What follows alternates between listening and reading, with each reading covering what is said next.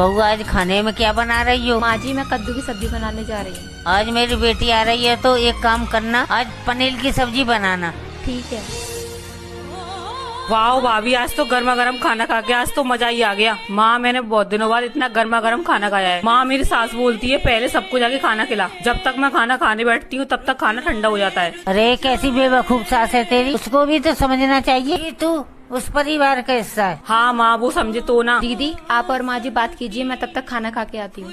ठीक है भाभी। अरे बहू पहले तू 2 कप चाय बना के लेके आ, बाद में खाना खाइयो। भाभी आप जाइए, जाकर खाना खाइए, तब तक मैं चाय बना के लेके आती हूँ। अरे बेटा तू क्यों चाय बनाने जाएगी? बहू है ना, बहू चाय बना देगी। अरे वाह माँ, आपकी बेटी की बात आई तो उसके साथ बेवकूफ हो गई। आप कौन सी समझदारी की बात कर रही हैं? बेटा तू मेरी बेटी होकर के ऐसे क्यों बोल रही है? अरे हाँ माँ, आपको भी तो समझना चाहिए ना, जैसे मैं आपकी बेटी हूँ वैसे भाभी भी किसी की बेटी है ना। हाँ बेटा तू एकदम सही बोल रही है। बहू आज से हमारे साथ ही बैठ के खाना खाना। माँ जी देखिए ना, मेरे पेट में पता नहीं क्यों बहुत दर्द हो रहा है। आए दिन तुझे दर्द ही होता रहता है। अरे बच्चा पैदा कर रही है कि हाथी, जो तेरा दर्द ही नहीं जा रहा है। माँ जी पता नहीं, पर बहुत दर्द हो रहा है। डॉक्टर ने एक दवाई लिखी थी ना, आपने वो क्यों नहीं लाई? और डॉक्टर ने आपको बोला भी था कि वो बच्चे के लिए बहुत जरूरी दवाई है। तुमने देखा भी था वो दवा कितनी महंगी थी, 13,000 रुपए की थी। अब 13,000 रुपए की दवा क्यों लेंगे भला? हाँ बेटा तू सही कह रहा है, इतनी महंगी दवाई लाने की कोई जरूरत नहीं है। हमारे जमाने में तो हमने कोई दवाई नहीं खाई, ऐसे नॉर्मल डिलीवरी हो जाती थी। जा जाके थोड़ा आराम कर ले, तेरा पेट वूट सब ठीक हो जाएगा। आप लोगों को पैसा ज्यादा जरूरी है ना, अगर इस बच्चे को कुछ हो गया ना तो उसके जिम्मेदार आप लोग होंगे।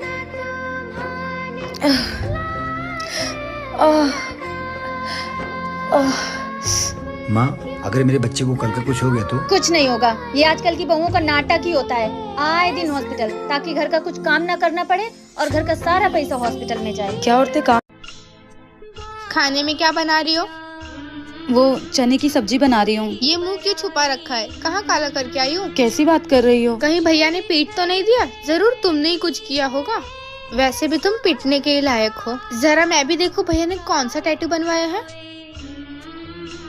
उफ, अच्छा ही किया भाई ने। हफ्ते में तुम्हें 1-2 बार ऐसा प्रसाद देना ही चाहिए, क्योंकि तुम्हारी हरकतें भी वैसी है। अगर तुम्हारी हरकतों को इग्नोर कर भी दिया जाए तो तुम्हारे बाप की भी हरकतें ऐसी ही है। खैर मुझे क्या, रोटी में थोड़ा बटर लगा देना, मुझे बटर वाली रोटी पसंद है। सुनिए जी, एक बात बताइए, आपके घर वालों को तमीज से बात करने नहीं आता है क्या? मेरे घर वालों के ऊपर चले जाते हैं बात बात पे। मेरे घर वालों को तमीज सिखाएगी? तुझे कितनी बार बोला है मेरे घर वालों के बारे में इज्जत से बात किया कर। और अगर कल का चाटा भूल गई है तो वापस से याद दिलाऊं? सारा मूड खराब कर दिया। ऐसे लोगों के साथ क्या?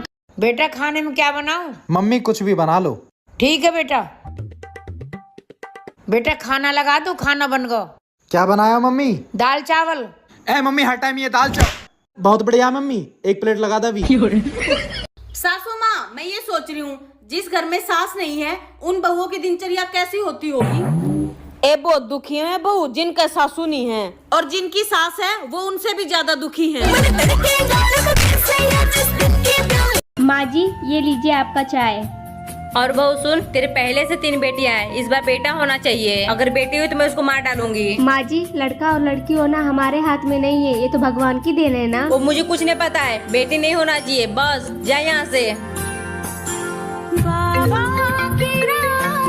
माँ उस डॉक्टर का फोन आ रहा है जिससे भाभी का इलाज चल रहा है। बेटा 1 मिनट रुक जा, मैं बहू को बुलाती हूँ, उसके सामने बात होगी। बहू इधर आ। जी माँ जी। बेटा कॉल उठा और डॉक्टर से बात कर। जी डॉक्टर साहब बोलिए। बधाई हो, आपके भाभी के जुड़वा बच्चे हुए हैं, एक लड़का और एक लड़की।